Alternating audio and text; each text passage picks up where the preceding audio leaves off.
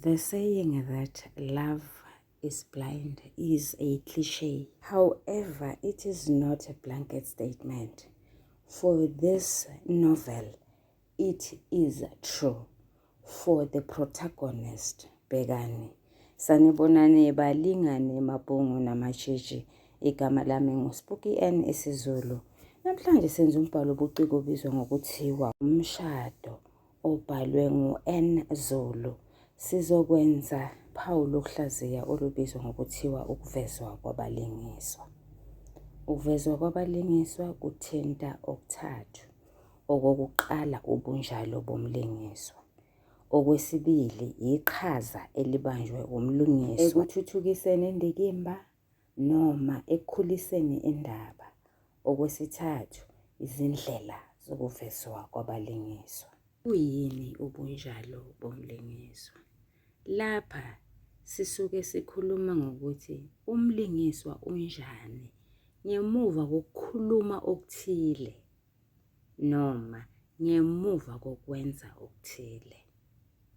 Okuchaza ukuthi ubunjalo bomlingiswa buthinta isibaluli ngoba yisibaluli phela esenza lento engiqeda ukuyisho manje.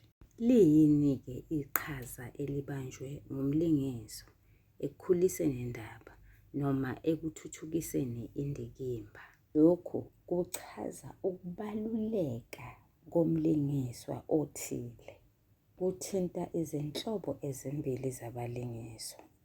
Kunganomlingiswa oyindilinga, kunganomlingiswa oyisicaba. These are flat and round characters. Ziyini-ke izindlela zokuvezwa kwabalingiswa?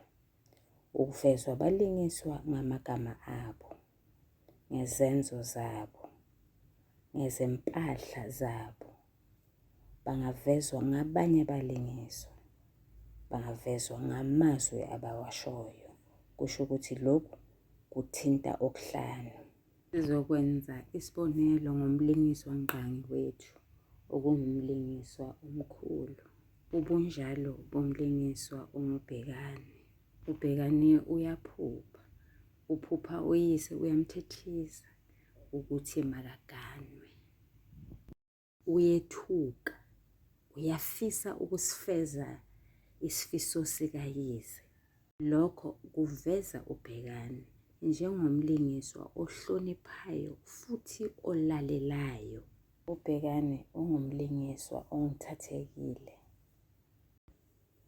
Ubona intombazana okokuqala ngqa uyathatheka ngayo.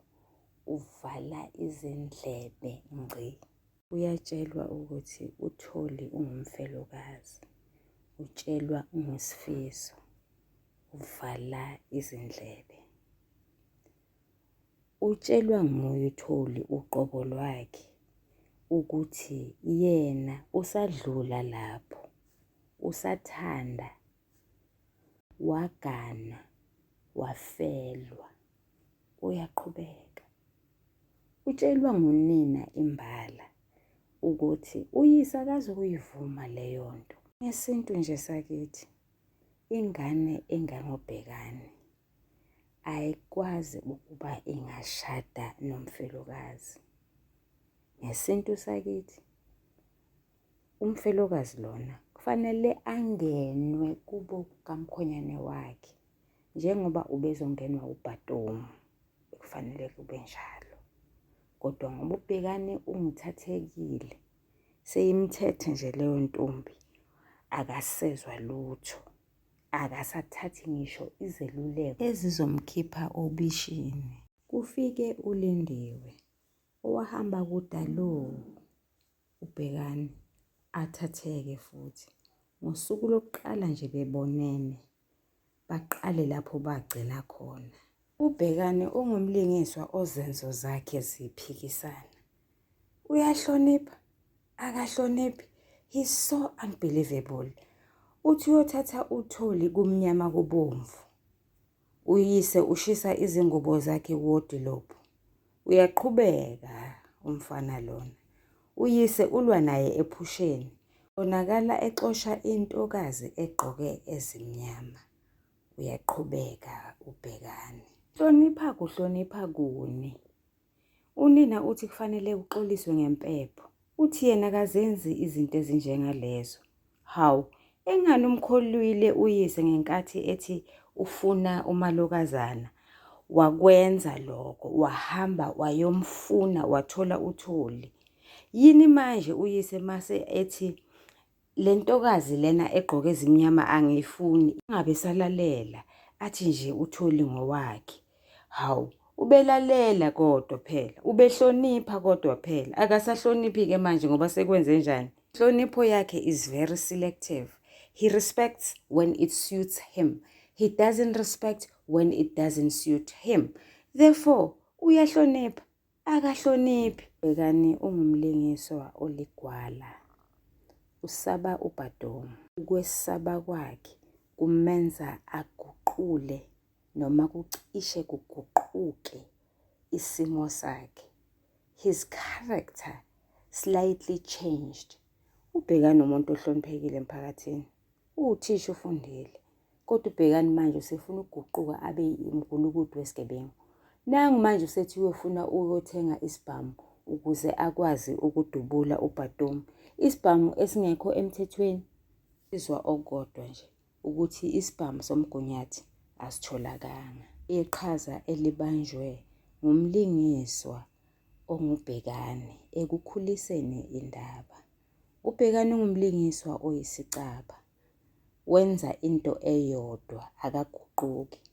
Kungani esebonile ukuthi oPamela noTholi bayathandana engamiyeka uTholi? Lengani bami nani bafundi, ngonjani umlingiswa oyisicaba? Umlingiswa ongaguquki. That is a flat character. He doesn't change. He remains constant. Bonile ukuthi uTholi uyaphuza kumbe udla izidakamizwa. Akamiyeki. Nangu uTholi kanye noBhekani bahlangana noBhadomu. uTholi abize uBhadomu ngelikababa, okhombisa ukuthi banobudlelwano obuthize. Akamyekeli uBhekani uTholi. Kwake kwenzeka kuphi ukuthi intombazana enesimilo ilotsholelwe emjondolweni, ilotsholwe kubantu abangabangani bayo, abangezona izihlobo zayo? Ikhona nje intombi engakhokhela ikusasa elihle ube ukade wayithole banganeni? Kwalowo mngane okulotsholwa kuyena sekuke kwaphuma imali kwathiwa iyokhipha yena ejele. Kwasizathu ayeboshelwe sona uBhekani akasazi, kodwa uyaqhubeka ufuna ukulobola uTholi. Balingani bami nani bafundi, niyasazi isimo sokukhuluma esisetshenziswa kulamalanga esithi mjolo ki-scam. Umjolo uBhekani was a scam. Ake sithathe okwesithathu-ke manje, izindlela zokuvezwa kwabalingiswa. uBhekani uvezwa ngamazwi akhe angenabo ubuhlakani. uBhekani exwayiswa acabanga ukuthi uSifiso umdlela umona. uSifiso ethi ukuthandana nomfelokazi koletha imkhokha. uSifiso ethi ngobunjani ubudlelwano obukhona phakathi kukaTholi noPamela. uSifiso ebuza ngoBhadomu. uSifiso ebuza ngezidakamizwa. Lingani bami nani bafundi, ngicabanga ukuthi lokhu kwanele, nisale kahle, niyathandwa.